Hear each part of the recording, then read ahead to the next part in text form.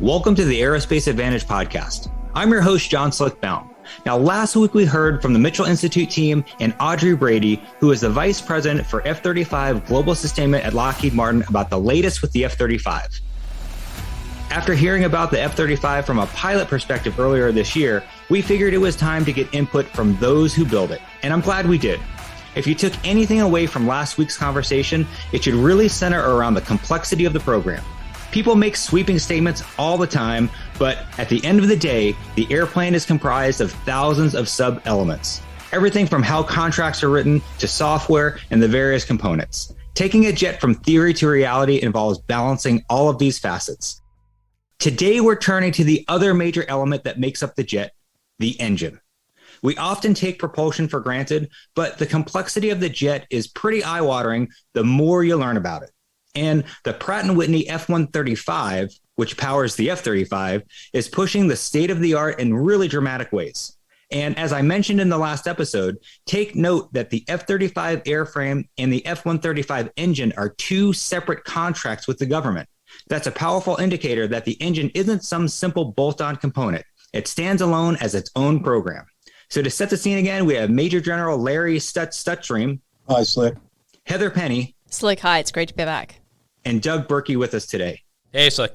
Now, guys, what were your main takeaways from our episode last week? Well, I guess I'll start. It's crucial to understand that the F-35 isn't one massive single thing, and it's important to know this, especially for the sake of future weapon systems acquisition.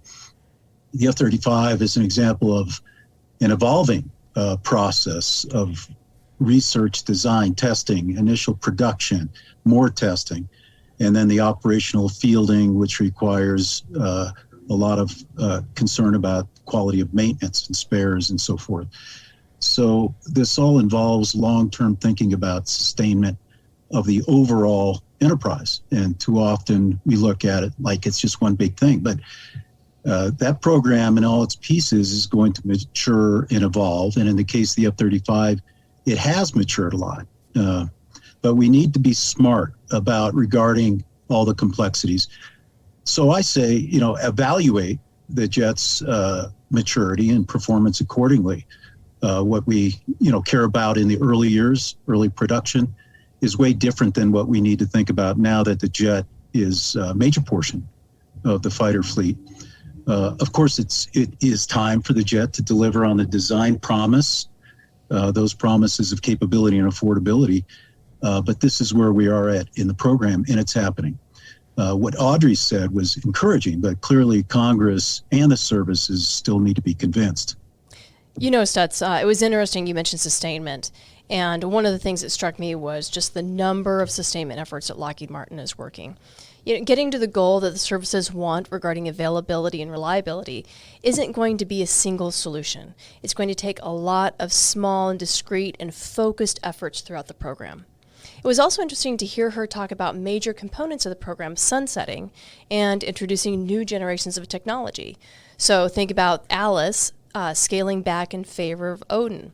And this makes sense, right? Because we're going to have this jet for a long time. We can't be married to the technology of the past. If we stay welded to the program in a fixed fashion, F-35 will be obsolete. So it's good to see that they have the flexibility to be able to evolve the program like Audrey discussed. And we have to be ready to continue to evolve it in order to be able to stay relevant. It's also why we see some of those costs coming down. These fixes are working. So we said it, before in the last episode, if you want to talk about the health of the F-35, so much of it is in the details. So people make sweeping statements about it. They're going to be missing the reality of it. It comes down to the details. It's about the nuts and bolts. I appreciate that from both of you guys. And when I look at this, one thing that really struck me when Audrey was describing kind of what's in her job during a given day was the number of customers that she has to manage. I mean, you've got the individual services, the Air Force, the Navy, the Marine Corps, but then you've got over a dozen allied nations that are using this thing. And that's a lot of people laying on requirements all at the same time for a jet that's a moving target. And then you layer on the fact that each one of those countries is managing their own politics, their own budgets, operating circumstances, and all of that. And that is very, very complex. In a program like the F-16, I think we really developed the jet more in a fixed line of the Air Force in charge, and then really expanded it to a broader set of users and everything else. And obviously it wasn't a joint program at that point. This is everything all at once. And so I think that is something that needs to be appreciated. It is what it is. We got to make it work, but it is a tough job. And so it's something that I think we need to keep in mind about who wants what, when, and the complexity involved with that. And the level of scaling here is pretty huge. All right, got it. I really appreciate the comments there. And I've got to ask, what are your thoughts when it comes to the engine? Let me jump into this first. People look at these fighter jets and they take propulsion for granted. And the jet is buried deeply inside the airframe, makes a lot of noise going down the runway, and you see the afterburners. They must all be the same, right? No. The F-135 is advancing propulsion technology and output to a level we have never seen before in the history of aviation. And so this is something that is pushing material science, physical performance, everything to the limits right now. And we've coasted on the F-110 and the F-100. The main engines are in F-16s and F-15s for 40 years now. And they're mature products. They've been mature products for decades. And people are used to a very notional level of sustainment and predictability and maturity. Guess what? The F-135 is totally different. Get over it. There's going to be a challenge, a learning curve. But guess what? It's going to get better, and it is going to level set, and it's going to deliver performance that we have to have. I mean, the F-35, the propulsion required for that jet to have the performance it needs is significant, and the power it needs to run all the systems and everything. That's a tall order. And I'm confident we're going to realize the objective. Yeah, Doug, let me, you talked about the complexity of the modern engine now and what's going on with that. And I have to kind of put this in perspective because I've been around these things. As you and I have talked about my past experience with accident investigations as a board president, I've been involved in 3 of those where we lost F-16s because of engine problems. These are very sophisticated engines. And, I think back when I was a kid, mothers could buy their children chemistry sets, which, were poisonous and toxic and dangerous. And I actually had a friend who had a working turbine engine that his dad put together. It was amazing, a turbine jet engine in his garage.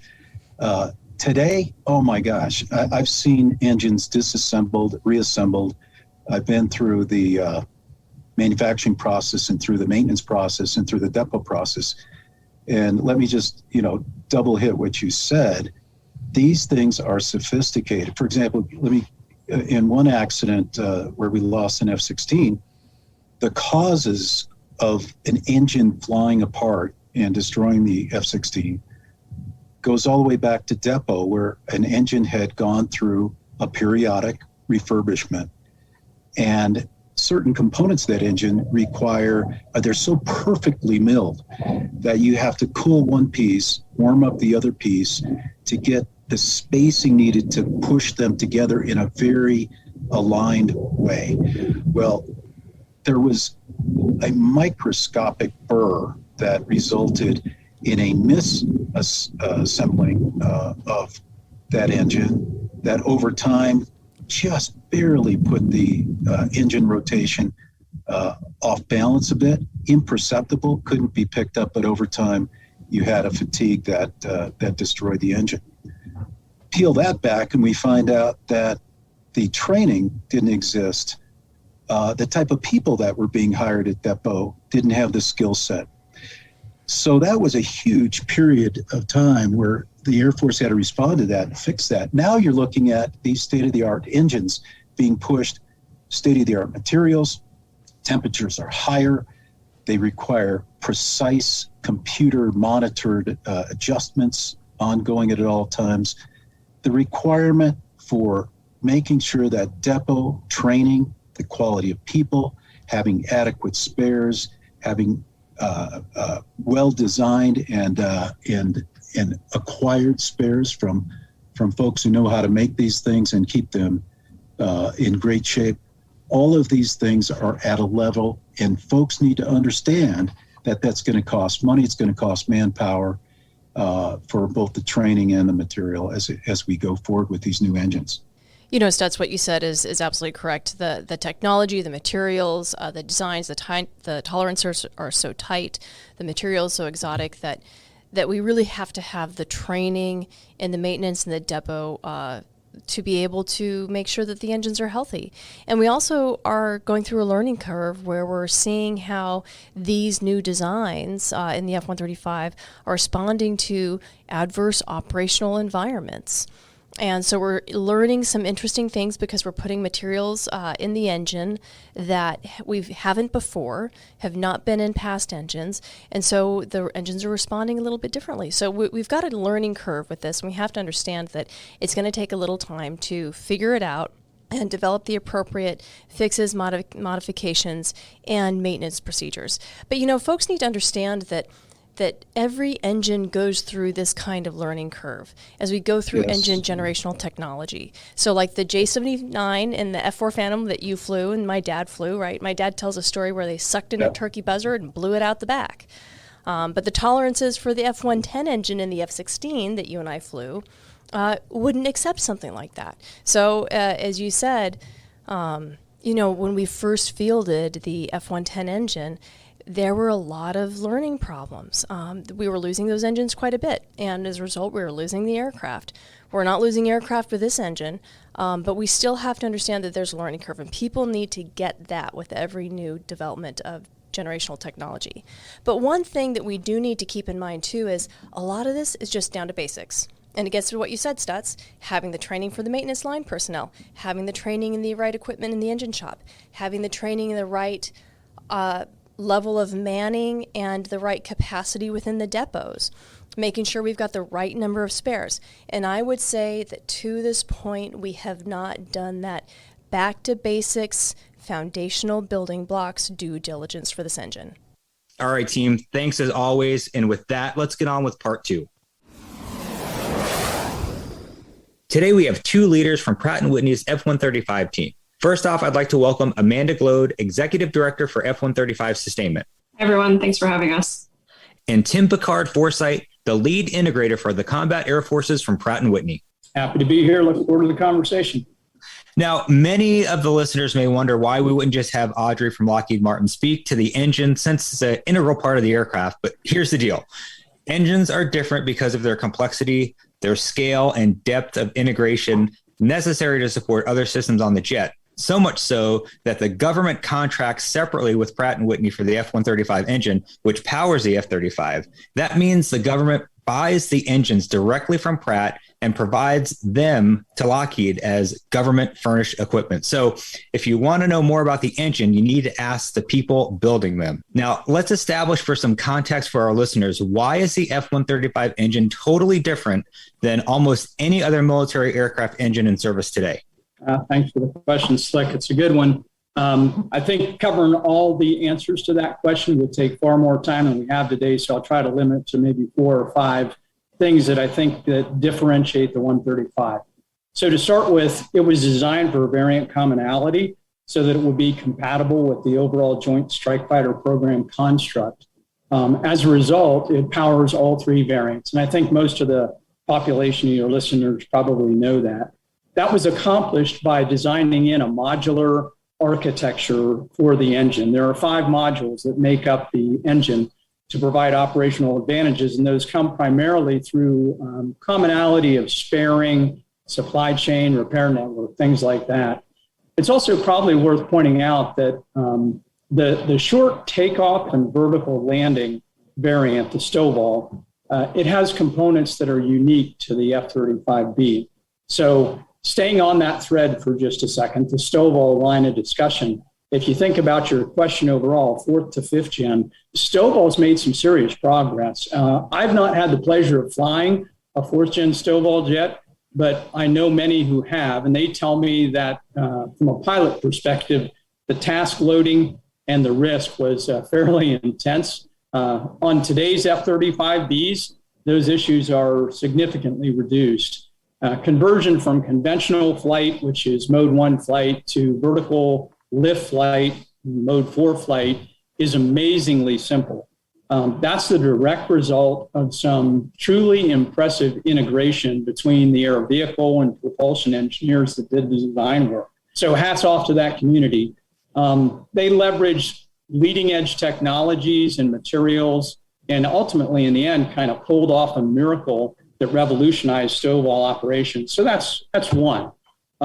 Speaking of integration, staying on that thread for a second, it too is a key discriminator without doubt between 4th and 5th gen.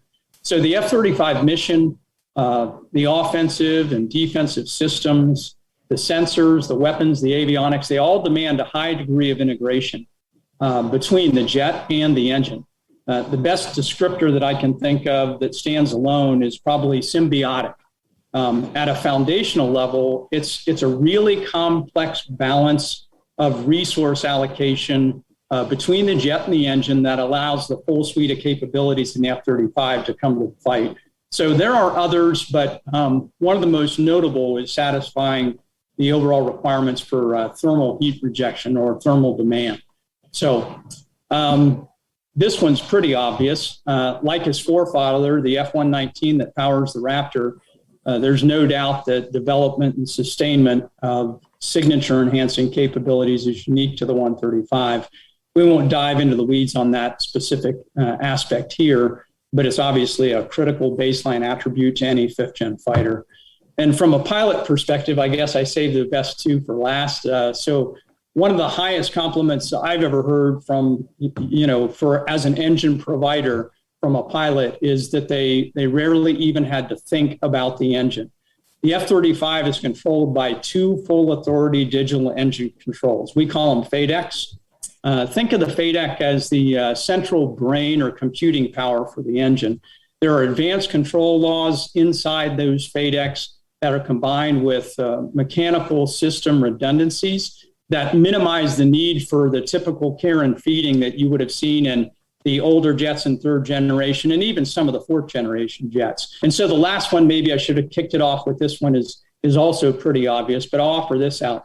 It really is pushing more than 40,000 pounds of thrust. And as such, it's literally the most powerful fighter engine ever fielded that's operational. So to put that into perspective, between you and me, Slick, flying Vipers, that's a 30% increase in the power that we felt when we had the joy of flying the F-16s. So hopefully that gives the listeners some context of what makes the F-135 so different. Yeah, I really appreciate that pick, and I tell you, I would love to put one of those in an F-16 and feel what it feels like in comparison. That'd be right. Yeah, that'd be righteous. That would be epic. But all right, Amanda, what about in terms of sustainment contract and support strategy? How's the F-135 different from legacy engine programs, and why? Thanks. Great question. So the F-135 sustainment structure is a bit different than many other programs, most predominantly because it has a global asset pool concept, meaning that no single customer can say that they own a serial number of a part, an engine, a module, et cetera, or support equipment, or most other elements of sustainment for the program. So everyone shares in that global pooling of assets, which means that there's pros and cons that come with that. So certainly the ability to reduce costs by that shared asset pool is a benefit that the entire program enjoys. But it does bring with it some challenges where you need to make sure that you're planning effectively for each of those individual constituents' needs, and the way that they're operating and utilizing the product can be different from one user to the next. Something else that's important to take into consideration, and Pick alluded to this during his opening, is that it's a modular design concept, meaning that there are some commonalities across the different variants of the engines that power the CTOL CV platform and the Stovall, which again offers some benefit in terms of being able to use modules across different platforms. That modular maintenance concept also means that we can bring modules into depot for maintenance instead of having to induct a full engine, which again means that those other modules that don't need maintenance at that given time can continue in operation, which should help with readiness as well as affordability of the program. Another element that's important to take into consideration on the F-135 is Many other military programs utilize a 3-level maintenance concept where there's a certain amount of maintenance that's executed locally at a base or shipboard, another amount of maintenance that's executed in intermediate shop, and then the most complex and comprehensive maintenance executed at a depot location, which can break the modules and assets down into the piece part levels. The F-135 has eliminated that middle layer of maintenance, most notably for affordability purposes. So that does require a little bit of different architecture in terms of capabilities that need to be inherent within the depot. And then again, some differences for the flight line as well. One element of this program in particular that, again, is different is other military programs typically would rely upon an engine readiness level or a different type of construct for a measuring stick of what availability needs to be in place. The F-35 program has focused on a mission capability level. And what that means is it's really a math equation of the number of aircraft that are in need of an engine and the number of available engines that can fly on any given day. So it's a simple evaluation of a numerator of the number of available engines and a denominator of number of aircraft that need an engine. And that's the readiness level that the program has been designed to support. And by that, I mean the amount of depot capacity, the amount of engines and modules available, the spare parts available, the manning. The entire program has been based upon this concept. It certainly has merits, and we're supporting it in a way that is meeting the contractual obligations, but recognize the fact that in some cases, there are different constructs that might be more applicable to what the user desires. Yeah, no, and I really appreciate that. And, the program obviously was designed to be efficient and maximize affordability, but clearly there's something misaligned given that operators like the United States Air Force have had F-35 sitting on the ramp without an engine. And it really impacted, especially the F-35 demo team's ability to fly air shows this summer. So what's Pratt and Whitney's solution to getting engines back into these jets and keeping up with demand? Any lessons learned or best practices from any other programs to draw from? Sure. So the real elements of making sure that a program has the readiness that it needs come in 3 different forms. One is a focus on making sure that there's enough spare engines and modules available to meet the needs of the operators. A second is making sure that you have the right readiness and reliability measures in place and you're meeting those objectives. So the engines are staying on wing as long as you need and the components are operating as you've designed them to. And the third element is making sure that you have the right amount of maintenance capacity for this program. That would be the global depot network needed to bring modules back to service when they do actually need that maintenance. It's a real balancing act between those 3 different elements to make sure that you're achieving your objectives and results of readiness for the program. In a short period of time, any one of those can compensate for another that may have some challenges, but in the long run, your optimal solution for meeting your objectives and doing so in an affordable manner is having a balance across all 3 elements. So in particular for the F-135, we're meeting the reliability objectives for the program. The sparing ratios could be an opportunity to address, particularly relative to power module availability. But the challenge that the program's facing today really comes down to the fact that we're in a maturing phase right now for the depot infrastructure. So we're learning as we go, and we are building that capacity globally. And that's had an influence on our ability to make sure that enough modules are ready for each of the operators. And in particular, because of some of the removal drivers and the fleet size, the Air Force unfortunately has been bearing a lot of that brunt right now. In addition to incorporating the fixed hardware improvements for the hot section distress challenges, we're also collaborating with the JPO to develop increased limits to keep engines on wing. And by keep engines on wing, I mean keep engines flying so that they're not inducted to the depot for maintenance. So a big focus area is trying to, across the whole fleet, make sure that we are leveraging lessons learned. There's engine testing going on. There's field experience being gained. And any opportunities we have to keep the fleet flying, we're taking full advantage of in partnership with the JPO. Well, Pick, we're going to call it as it is. And I know as 2 fighter pilots, we're going to treat this like the debrief. And so I hate to put you on the spot, but there is a perception out there that some of the engine isn't reliable. And I hear you about more spare parts and better training for people, and all of that makes sense. But it also looks like there are just some core design elements at play here. And people point to things like blade coating wearing faster than anticipated in certain environments. What's your take on this, and how is the F-135 performing in the field in terms of reliability, and what steps are you taking to improve it? Yeah, copy that, Slick. Yeah, thanks for the softball, man. Okay, so we've heard loud and clear that what the warfighter needs is readiness. And without any ambiguity whatsoever, Pratt and Whitney deeply respects that need. We do. We also acknowledge our part in the readiness challenge that the customers are experiencing out in the field. So needless to say, in my role with Pratt and Whitney, I've had to think about this a good bit, right? Because I try to be the voice of the warfighter inside of Pratt and Whitney. So let's peel that perception piece back for just a second.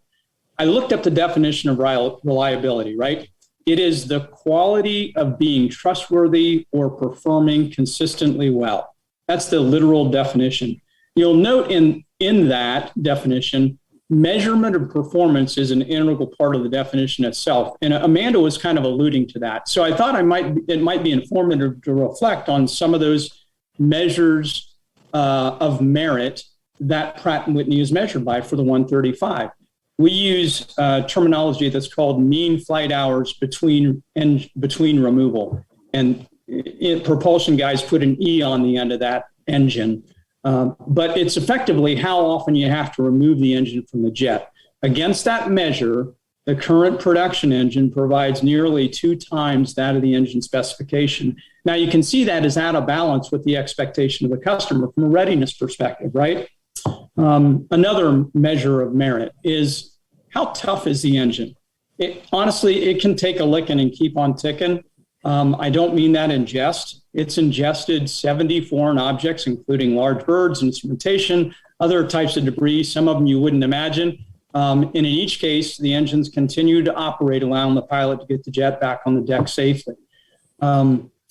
Also, relative to 4th generation fighters, as a compare and contrast, it's demonstrated a 93% reduction in unscheduled engine removals. Now, we know that's all dissatisfying relative to what they're feeling in the field today. So you got to ask yourself, well, is the engine reliable?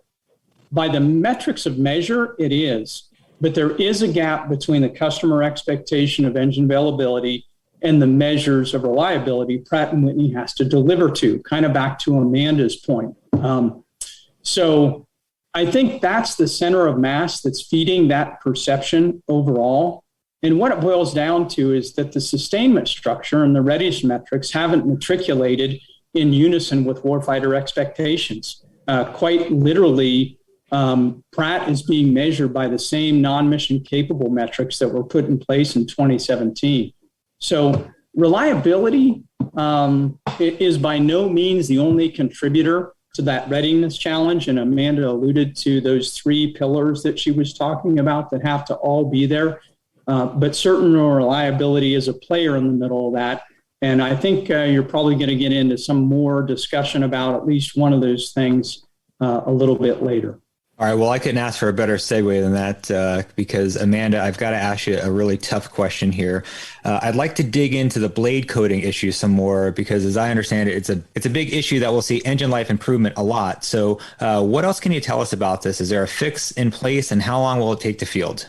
Sure. So we've observed through recent operations that the engines that are fielded have distress modes that are driven from exposure to high levels of calcium, magnesium, aluminum silicate, commonly known as CMAS. This is a challenge that's seen in hot, sandy environments. It's not unique to the F-135. It's not unique to fighter engines. This challenge has resulted in a delamination and some challenges with the thermal properties of some of the hardware in the hot section of the engine. We understand the drivers. We have a fix that's been fielded in the spring of 2020 that's been put in place in production as well as depot overhauls. We've got about a quarter of the fleet that has this improved coating and revised hardware installed in it, and we're aggressively working with the JPO to field this improvement throughout the entire fleet. It's tested and proven in other programs and similar environments. We've seen good progress to date in terms of how the hardware has been responding in this high CMAS environment. So we're confident that it's going to make a vast improvement in terms of readiness and availability related to the recent hot section distress-driven removals that we've seen on the fleet. Well, Amanda, we've read a lot about backlogs at the depot where F-135 power modules are waiting to be inspected and repaired.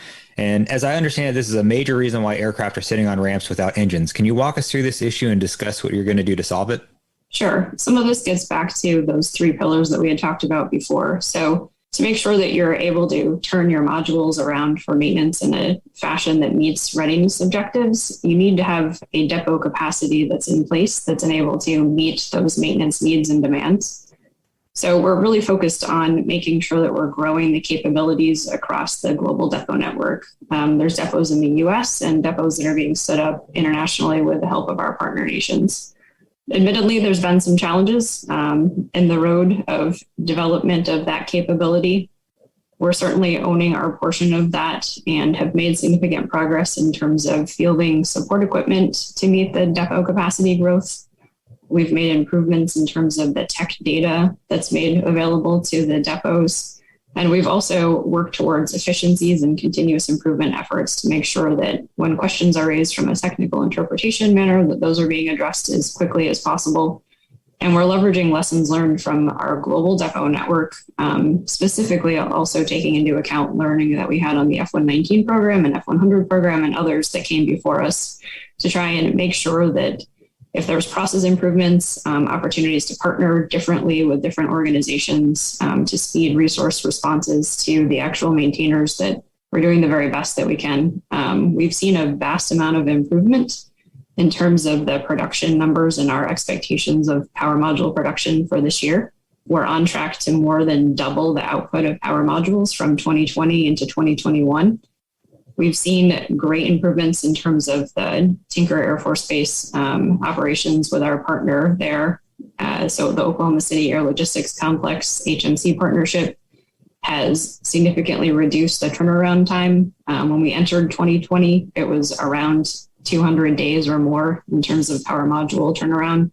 Our target's 120 days. They've been able to achieve that already for a certain number of power modules, and they're actually going to beat their output objectives for this year. So it's been a tough road, lots of lessons learned and improvements taken into account. Certainly a great partnership with all of the different depots in the JPO to make progress, but we feel that we're on the right path to helping the fleet with that increased capacity and being able to turn modules back to service to alleviate those AOGs. Yeah, I appreciate your transparency and really diving into that, because obviously standing up those depot facilities around the globe is no small task. But I'm going to hit you with one more, and I apologize because I feel like I'm beating you up here. I just I know they're tough questions, and I appreciate it.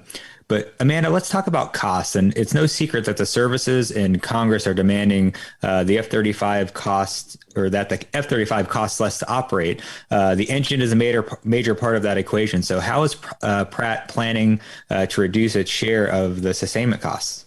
Sure. So we are no stranger to cost reduction and affordability initiatives, whether it's on the military programs or our commercial programs, and appreciate the fact that affordable readiness is important to everyone.